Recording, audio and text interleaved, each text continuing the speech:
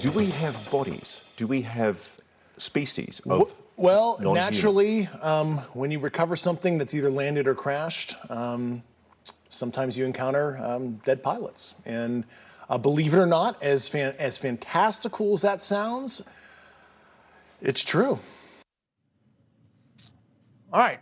That was part of NewsNation's exclusive interview with a high-level intelligence official turned whistleblower, Dave Grush. He's claiming extraterrestrial crafts were recovered and have been kept secret by the United States government. Meanwhile, House Oversight Committee Chair James Comer tells NewsNation he's planning a hearing on the matter, on our reporting.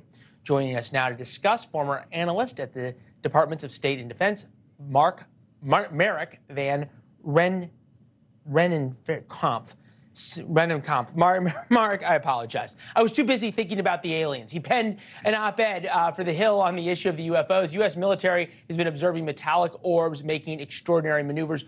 And what I believe you're referring to, Marik, is the orbs that we've seen over the Middle East, these famous ones that were taken over Iraq. What do we know about these that says these have to be something out of this world? Well, Leland, first of all, thanks for having me on the show. I'm not going to say that they're out of this world. I think, after some intense analysis, there could be a prosaic explanation for these, again, quote, metallic orbs, and that's per the government. What I find interesting, and I want to clarify, they're not observed just in the Middle East. They are observed around the world, and we just heard that last week from the director of the UFO office. And I'll just quickly state that the UFO office, the Pentagon's UFO office, has what they call a target package. And that is basically a profile of the UFOs or the UAP that they are most commonly or most frequently observing. And that involves metallic orbs, round sphere-like objects that are moving in very strange ways. The direct quote from the director of the UFO office is that they're maneuvering in very interesting apparent maneuvers. And just give you a quick kind of overview.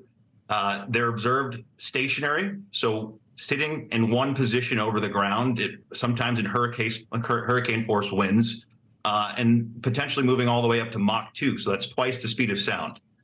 If you know of anything that could do that, any spherical object with no wings or engine or propulsion, I'd love to have that in my garage, frankly.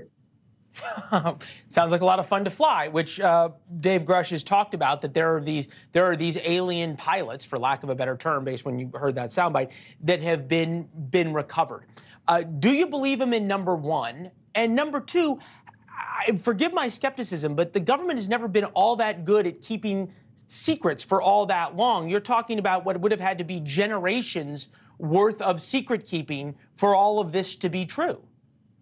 Leland, you're absolutely right. I'll tell you, I've long been skeptical of these claims. These claims of crash retrieval programs have been around for decades, as you said. I've been skeptical of those claims for that very reason. I was in the government. I didn't think that it was possible to keep that kind of a secret. That said, the Inspector General of the intelligence community has ruled and deemed the allegations made by this whistleblower credible and urgent. It's a direct quote. So I think this is worth investigating. I want Congress to really buckle down and investigate, and I want the inspectors general to do their due diligence and to do their duty.